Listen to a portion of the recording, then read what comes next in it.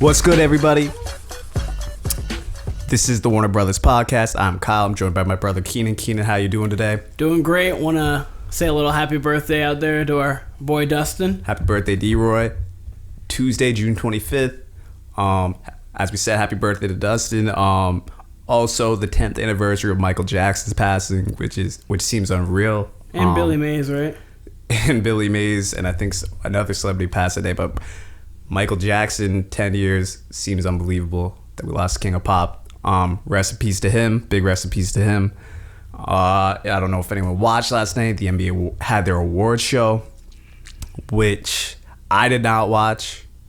I didn't either, but it went pretty much as expected. Right. If you want to list off the awards right here, so go. So all the awards, MVP went to Giannis, Coach of the Year, Mike Budenholzer, Rookie of the Year, Luka, Sixth Man of the Year, Lou Williams, Defensive Player of the Year, Rudy Gobert, Most Improved, Pascal Siakam, Executive of the Year, John Hurst, and for the people who don't know, that's the Milwaukee Bucks executive. Mm-hmm. Lifetime Achievement went to Larry and Magic. Larry Bird, right? Larry Bird, Magic Johnson. We know, sorry. The Teammate Award and the Sportsmanship Award went to Mike Conley. NBA Cares Community Assist went to Bradley Beal. The Sager Strong Award went to Robin Roberts, who, for people who don't know, is the host of Good Morning America. Or, sorry, one of the anchors on Good Morning America. And the Hustle Award went to Tommy Heinsohn's very own Marcus Smart. Marcus Smart.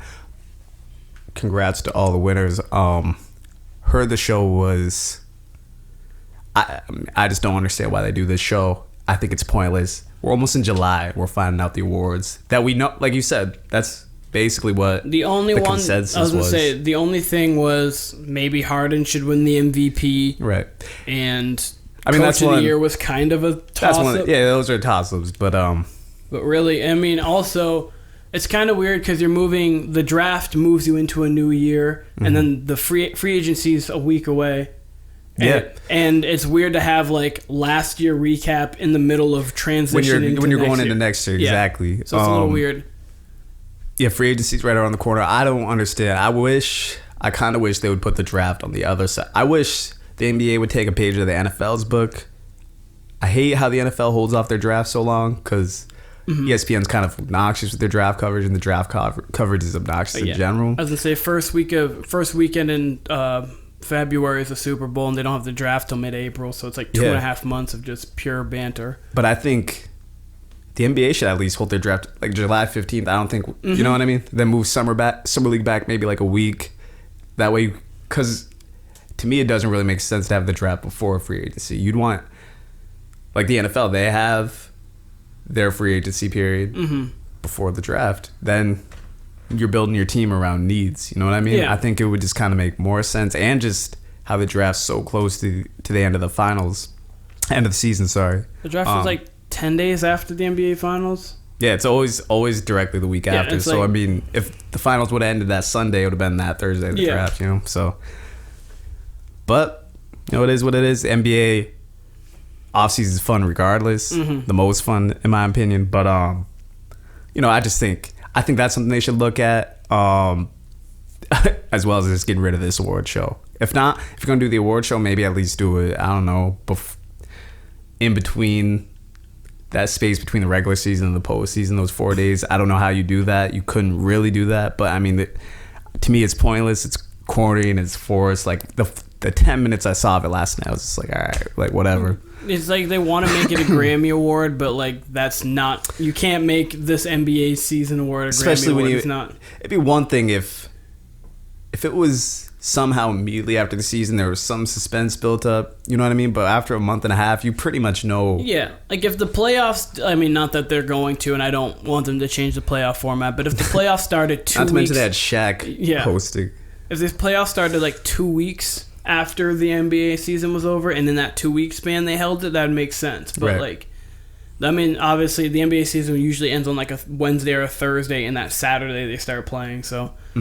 It's hard to get it in between there, but it doesn't really make a difference to me. Speaking of the draft, I would say most things went as they were supposed to that night. Few trades, which is to be expected. I was gonna say as we were predicting something big, there were a lot of small like second round picks, or like, I mean, some of the bigger ones were like Jarrett Culver going to Minnesota and Dario Saric getting moved and for the 11th pick and things like that. But it wasn't anything like blockbuster that really changes the whole landscape. Biggest story of the night, and I don't want to spend too much time on it because it's kind of past that, but Nasir Little dropping, that was probably the biggest story of the night. And Bol, I'm dropping as far as he did. He at least had questions. Nasir Little, that was... And I still haven't really... I was going to say, you haven't really heard reason. Because usually, like, what it reminded me of was when... I forget exactly what draft it was. I think it would have been either 2011 or 2012. Perry Jones was supposed to be a lottery pick. And he dropped all the way to, I think, 29th. The Thunder grabbed him. And turned out he had knee injuries. And, turned out to not be anything in the NBA. But he was, going into that night, everyone expected to be at least a top 5 pick. And... So I expected to hear something about his Nasir Little's character or injuries, something like that. Scandal, didn't hear a thing. Maybe, yeah. Nothing. We didn't hear a thing. Still got time, though, I guess, to dig up something. But right. You would assume it to come out by this point. Right. And then the other off-season news was yesterday. There was a trade between the Blazers and the Hawks, and they kind of went with last episode what we talked about with the Blazers addressing their need for a wing. Evan Turner for Kent Bazemore. Pretty good trade. I like the trade for both teams. I read that they plan on using Evan Turner as like a backup point guard for the Hawks. He's a good player, period. And he kind of fits into what they're doing. That's a smart pickup in my opinion, because I think Evan Turner's, I want to say underrated, but I think he could serve a lot of teams. Number 2 pick. Could do. Right. And he's just kind of a point forward. He's versatile. He can do a lot of things. And like we saw in the playoffs, Game 7, he can compete. And he's experienced, so right. It's good to add that to a young team. And then Bazemore, the Blazers get that wing that they need. He's an expiring, so if not, I mean, they can kind of move him. I don't know if they plan on keeping him, for this season, but that's an asset in itself, having an expiring, so a team that wants cap space, yeah, that's something they could have. And if not, if he performs, that's great for them. I was kind of surprised by that deal because I thought they would maybe try to get more of an impact player at the 3, but he's a selfish player, selfless player. He doesn't need the ball. He's more. And he can be really streaky shooting, right? I mean, in a good way too. Yeah. Good defender, all that. So we'll see how it works out for both teams. Yeah. Every time I think of Kent Bazemore, I think of the 2012 playoffs and him going berserk when Curry went for 44 against the Spurs and their double overtime loss. That's kind of his claim to fame was. Yeah, just going him on the bench, but he's turned himself into a nice player. But I'd like to see what he does with the Blazers with some real quality time with a quality team, This trade happened a few days ago, but we haven't podcasted since. The Mike Conley trade to the Jazz I thought was a big deal. I was talking with Andrew about Memphis. Memphis got Grayson Allen, Kyle Korver, Jay Crowder, the 23rd pick in the draft, which was Darius Bazley, Bazley, and 2020 protected first. And he was talking to me about he thought that the Grizzlies should have could have managed to get more. I was surprised by what? Because coming right off of the Anthony Davis trade where the Lakers got 3, the Pelicans got 3 very young, very talented players, plus 3 first-round picks. It was kind of like, I mean, I understand Mike Conley's not Anthony Davis level, but they got 1 young player. They got 2 veterans that they may even buy out if they don't want Kyle Korver or something, or even Jay Crowder. And they got the 23rd pick. It felt like they could have gotten a little more from the Jazz. It really did. When I saw the return, I was pretty surprised myself. It definitely seemed like they could have got. I'm not sure Rubio's a free agent, but I was not expecting Grayson out. I would have expected something of, I don't know about Ingles. They seem to like Ingles, obviously. But you would have expected more of an impact player than their bench players and Grayson Allen. Yeah, being their young guy who hasn't done too much for the Jazz. No, he didn't really even get too much run, but good for the Jazz. Good for the Grizzlies. Grizzlies are going in the right direction as well. I'm a huge Grayson Allen fan, so when he starts with Ja and they become a top 5 backcourt, see here, you heard it here first. That's the 9th man off the bench from. I hope he starts during the season at some point. So, Kean, let me give you the full breakdown of this Anthony Davis trade, what it ended up being, okay? So, the Pelicans end up getting Lonzo Ball, Brandon Ingram, Josh Hart. Then they get Jackson Hayes. Then they get, after they make that original trade with the 4 to the 8, so they get the 8, 17. So they get Jackson Hayes with that. They get Nickeil Alexander-Walker at 17. And then another trade, or actually, sorry, from that trade, they end up getting 35. They get Marcos, if I'm saying this rightly, Marcos Lauzada Silva. So they got 3 players out of, so they end up getting that, 3 players out of the draft, 3 players, like you said, Ball, Ingram, Hart. Then they get the 21 pick if it's top 8, the Lakers 22 pick, and if not, they get a pick swap. Or sorry, that 21 pick turns to 22 if they don't, if it doesn't go top 8 protected. 23 pick swap with LA, and then their first and 24 or 25. And if it goes to 2025, that's a double draft with the high schoolers. Yeah. So huge haul for the Pelicans. That's the blueprint for a superstar trade, in my opinion. That's going to be the blueprint going forward. You know. Yeah. And it just, after you're reading, they got 6 players on roster now from that trade, plus a potential of, I think, 4 or 5 picks in the future in the first round.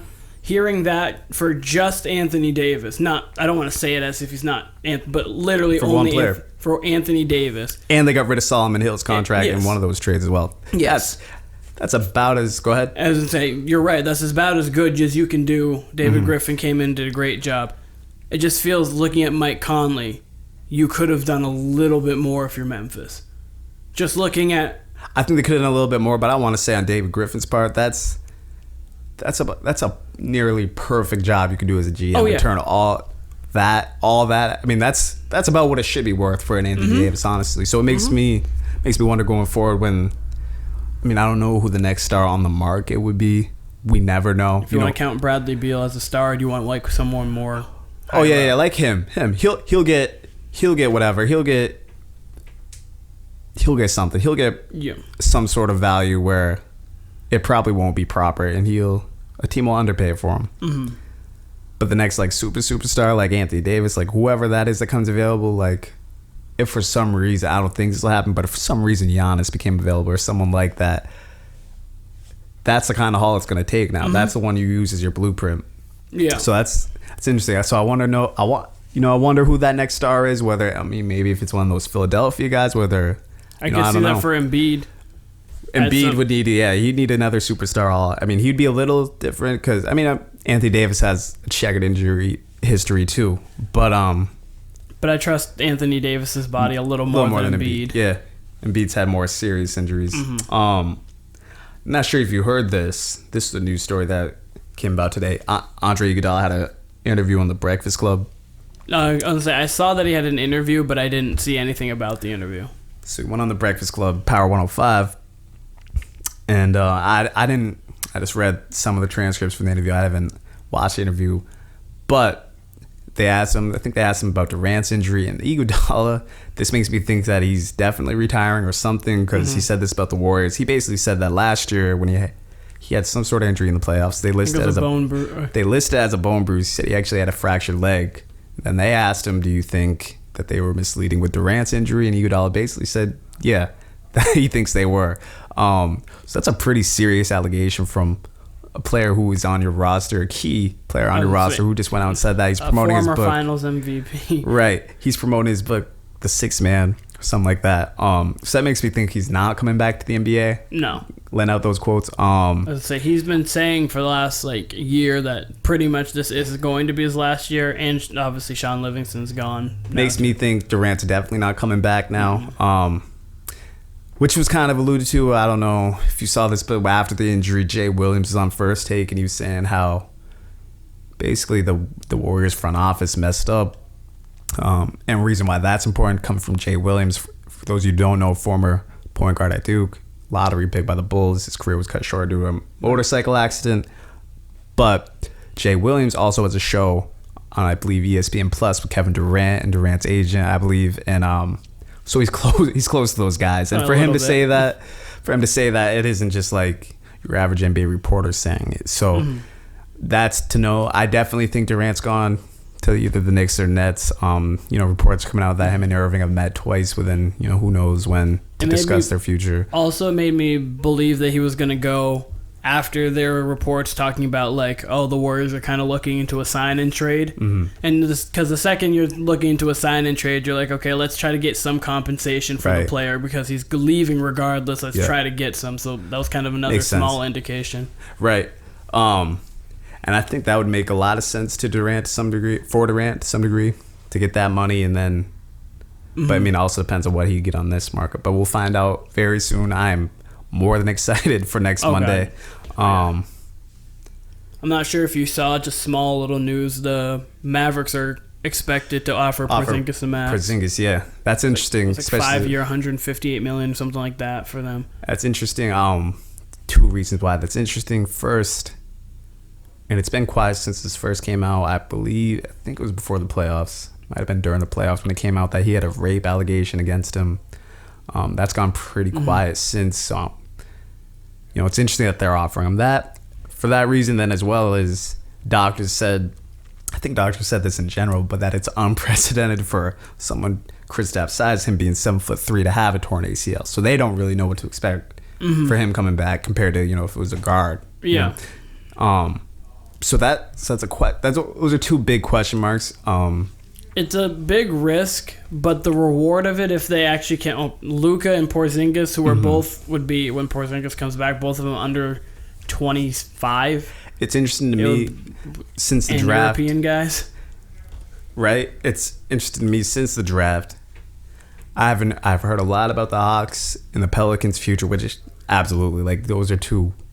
Probably just the two best positions right now for young franchises. Right, just like last year when we looked at like the Celtics and the Sixers, we said, wow, those two franchises are poised for the future. Those are the two this year. I'm surprised how little, I don't know if it's because of the injury, but no one brings up the Mavs. And when they got, like you said, they got Luka and Porzingis, two young stars. Especially like you said, Porzingis, if he reaches any part of his ceiling, if he just scratches his ceiling, that's a win for the. I was gonna say, to be honest, if he plays like he did before he got injured, they'll pretty much be almost getting the value that they lost because it was only DeAndre Jordan, Dennis Smith, and it wasn't as much as you would think for Hall for Porzingis because of the injury and all the other allegations kind of with it. That's gonna be something to keep an eye on in the summer because I would expect, when did Porzingis injure himself? It was the end of the 2018 season. Was it like winter, like February, March? I believe it was around there. Yeah.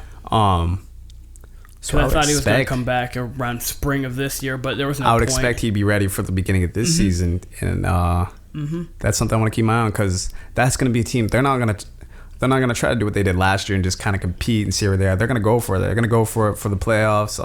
And as we all know, Mark Cuban's an aggressive owner. Absolutely. So in this offseason, look for them to be making some move. Absolutely. I was going to say, aren't they? Wasn't it them and the Celtics that are in the lead or in the front driver's seat for Kemba? I saw something about that. How do you feel about that actually as a Celtics? As a Celtics fan, someone asked me that earlier, and I said, and I've thought about this regarding Kemba. Kemba's great. Kemba's actually very similar to Kyrie as far as the handle and the finishing and being undersized. To be honest with you, let me say this. So if let's say hypothetically we got Kemba Walker in free agency. So that means we'd go from Isaiah, who's an undersized guard, to Kyrie, who is kind of an undersized guard. He's a better undersized. He's still small. Yep. And then Kemba, who's like, Kyrie's like right on the edge of undersized. 6'4" is like a big point guard. He's 6'3", but like a smaller 6'3". Like I was gonna say, he's a little smaller than Steph, and people would say Steph is a smaller guard. Right, Steph's a little stronger. Maybe he seems longer. I don't know if he is. He's a little taller too, but. And then Kemba, who is 6'1", who's a true small guard, he would absolutely thrive. If Isaiah thrived, Kyrie, he would absolutely thrive. Demeanor fits the team more than Kyrie does. Yeah, let me say this about the three. To answer your question, no, I do not want Kemba just because we've done that. I don't want something new, kind of a different direction, rather. This is what I think. I think it would have been very hard to win a championship with Isaiah, but I don't think it was impossible. Right? you'd obviously have to hide him on defense. And he was active on defense. It's too small. There's certain matchups I'm sure he could, but on a switch, he's 5'9". That being said, there is no. I mean, I can't speak for past generations.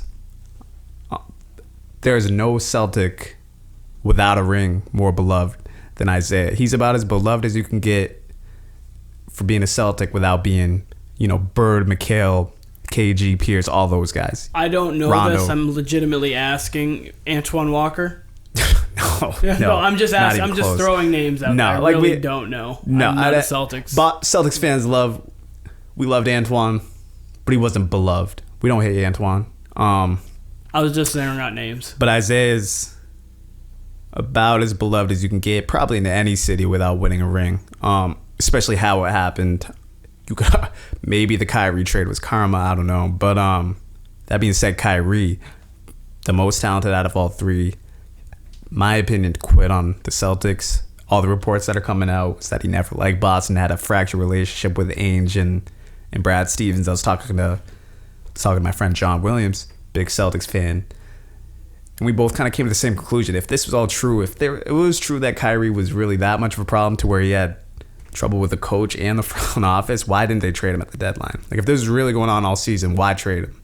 And maybe they tried. I don't know. No, because they would have had a taker. They did not. We would have. I think that's something that would have leaked out if they would have tried. They really tried to keep that shit together and really tried to ride it out, which I would get if they thought it was like what we thought, like, oh, they haven't put it together. But no, Kyrie was really just a shitty teammate. Or it makes sense if he had like 2 or 3 years left on his deal, so you'd be like, okay, if it doesn't work out this year, we can still move him.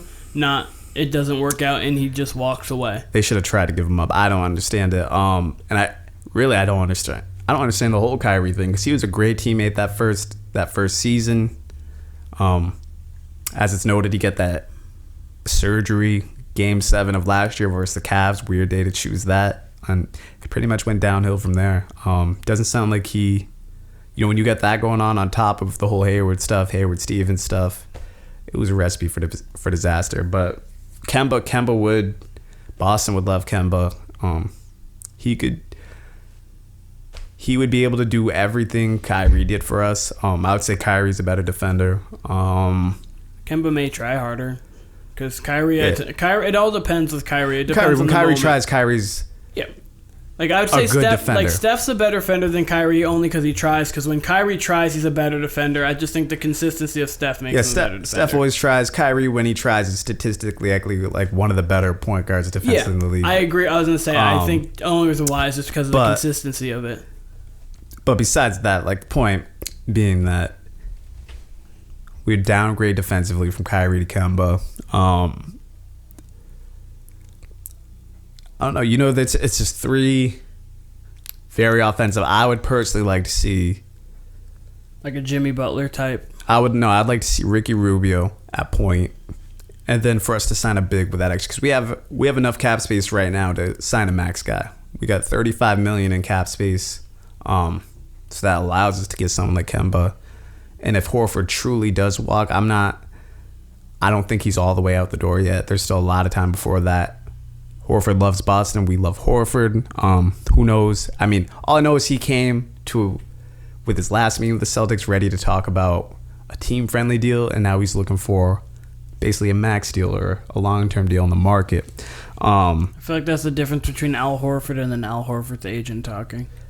I don't know what it is. I think either like Al Horford really loves Boston and kind of was thinking maybe if we can get a team-friendly deal, and then his agent's like testing his market and then kind of trying to be like, you can get more than what you're thinking you can get. I don't know. I'm just speculating. Many of Celtics fans, to me, overreacted to that, because I think Horford,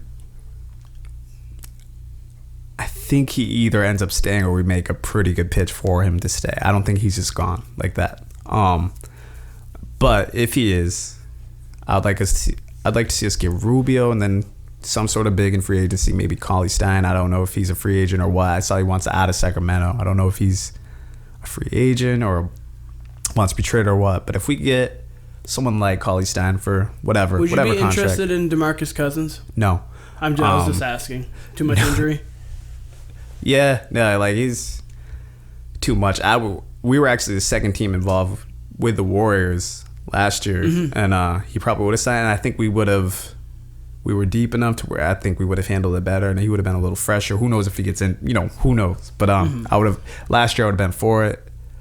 If Cousins for really cheap, sure. I think Cousins goes to he's either going to stay with the Warriors for whatever, and then, or I could see him going to like a crappy team, putting up numbers. That's not a bad route, back up right? Which isn't a bad route from. But personally, I'd like to see Rubio pass first point guard, and then whatever big, fill out your team however you want, but really just focusing around Jason and Jalen, them being the wings. Because I think if you just get Kemba, that's kind of like, like we're not ready to give it to them yet. When I think, even though it'll only be his third and fourth years for Jason and Jalen, I think Jalen's definitely earned a leadership role. Do you feel as if, not right this second, obviously, do you feel Jason Tatum and Jaylen Brown can develop as a 1 and 2 on a championship team?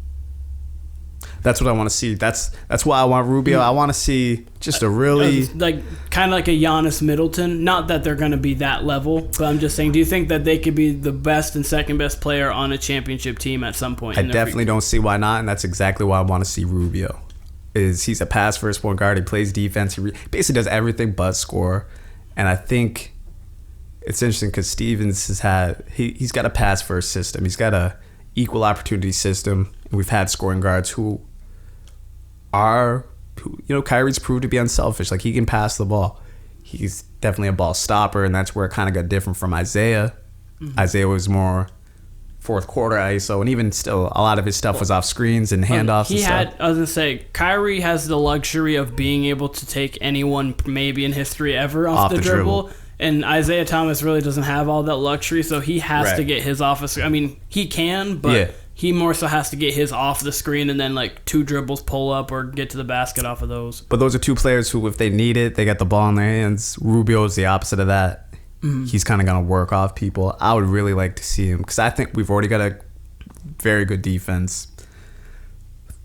Have been since Stevens' whole tenure, really, even with our younger teams. So Rubio fits us. I think he wants to come to Boston. I really want to see that. And just on top of that, why spend all that money to get Kyrie, if anything? Well, now we know. But before, you would have said Kyrie, yeah. Besides injuries, it's probably a sure thing. What we should have listened to was all the stuff that was coming out in Cleveland before that. I don't know if you remember some of these quotes from his tenure, but one that sticks out to me was an assistant coach telling Kyrie in practice when he was on the Cavaliers to push the ball, to get, I forget what the exact word, but it was kind of like, push the ball to get our, like, because they had Shumpert and JR at the time, to kind of get them more involved. And he replied something like, that's 23's job. I mean, LeBron. So, you know what I mean? Like, I mean, I don't know how. Speculation. I mean, this is kind of more of a little character thing. The speculation that he was willing to take the off-season surgery if he would have stayed on the Cavs and sat out the whole entire year. Yeah, just stuff like that. It's just something that opens like red flags. Like, wait a second. There was warnings there, but everything just seems so good, and even going into this season, everything seems so good. And then, I compare Kyrie to a high school girl. I also compare him to a cat. He reminds me of a house cat. He's fucking moody. Like, seriously, like some of his quotes, they'll win, and he'll be like, "Oh, greatest team," and like literally in like this tone too, like, "Oh yeah, our ceilings are like," and then we lose. Now the guys are banding together. We're really making stretches for being a championship contender. We got a lot of work to do, but we'll get there. And then he'll sit there and be like, "Oh, these young guys don't know how to win championships." And I'm like, they were a game away from the finals last year without you. Regardless if the East was weak or whatever, they know how to play in the postseason. But I mean, obviously he's maybe 3 years older than like Marcus Smart, maybe not even, maybe 2 years. Like all of our young guys, he's probably 5 or 6 years older. He's my age. He's late 20s. But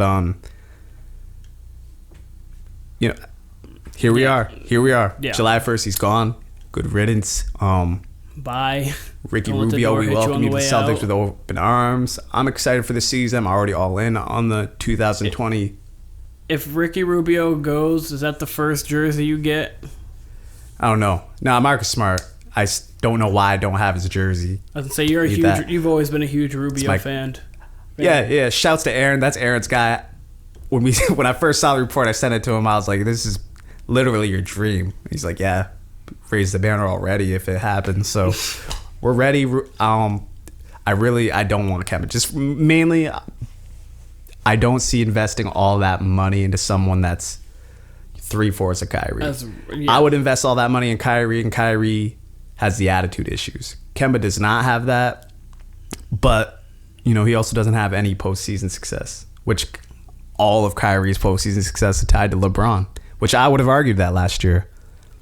He's proven that this year. Like, didn't do shit. Well, prior to LeBron going there, they didn't make the playoffs, and then LeBron goes there. They go to 4 straight finals. I mean, he was part of 3, and then he leaves. And Kyrie made the shot. I was gonna say he made the shot, and because it was weird for him. Games 1 and 2 of both finals, he just didn't really play the greatest, and then afterwards in the series he turned up. But and then the Celtics played 60 games, got injured. Then this year just quit against the Bucks. Quit. So I mean, if we got Kemba, I'd be obviously all for it. I love Kemba's game. I love Kemba. Big fan of Kemba. Cardiac Kemba. I would just rather see us spread our money around more in a Belichick way. Belichick wouldn't. That's not a move Belichick would make. He would spend that money on 2 players. Maybe Brad Stevens needs to go talk to Bill. I think Ainge is a lot like Bill. Have Ainge and Brad go talk to Bill and Rob and see how it's going. I think it's gonna be interesting. Like next week, I can't wait to get on the show next week because there's gonna be no shit when I say this, but there's gonna be a lot to talk about next week. Regarding the Celtics, regarding the Nets, regarding everybody. So can't wait for that. Besides that, I'm just ready for all the topics that are going to stem off from that we're going to be able to talk about. There's going to be so much hypotheticals that we're going to get into, and our show is going to be, not to go too off topic, but I've mentioned this in the past, our show's going to be a little different this summer, and I'm excited for it. We're both excited for that. In the variety of directions this show's going to go in. So, listeners out there, be patient. I think big things are coming for this show. However you want to quantify big. But we're excited. Wouldn't you say, Keenan? Oh, yeah. Definitely going to expand the audios and everything. Yeah, it's going to be a lot of expansion. We don't want to give too much, but it's going to be expansion. There's going to be a lot of cool things. And on that note, Keenan, you want to drop our socials? We're going to wrap it up here. Follow us on Twitter at Warner Bros Pod. Follow us on Instagram at Warner Brothers Podcast. Like us on Facebook at The Warner Brothers Podcast. And subscribe on YouTube at The Warner Brothers Podcast. For sure. Thank you to all the listeners. Thank you for the people who've been supporting us so far. Me and Keenan, Keenan and I, we have a lot of fun doing this. And please, as I've mentioned before, we're starting to get more of this. Any opinion at all you have about the NBA, I don't care what it is, Keenan and I will discuss it, as long as it's not too far off topic. I mean, you saw last show we had Brandon with 2 N's come up here and talk about Zion being a bust. Yeah, that was the title of our show, but we don't endorse that he's going to be a bust. But we endorse Brandon's opinion. But also for the people who do come on here or do have a take, be good to back it up. Yeah, that's the thing. Brandon came in here, talked his shit, backed it up, had a reason. We might not agree with it, but he had a reason. He wasn't just talking bullshit. The outcome, being a bust, that probably will be bullshit. Shouts to you, Brandon, but it is what it is. And I think, as Keenan knows, any NBA fan, I was going to say our friends, but really any NBA fan, you watch enough NBA, you're going to have some crazy takes. So we're here to hear them. Bring them to us, like DM, video, whatever it may be. We'll discuss it, especially if it's one that's reoccurring. But yeah, we'll see you soon. Free agency coming up. That's all we have for today. Thank you for joining us. Keaton, great job today. We'll be back. Warner Brothers. Have a good one, y'all.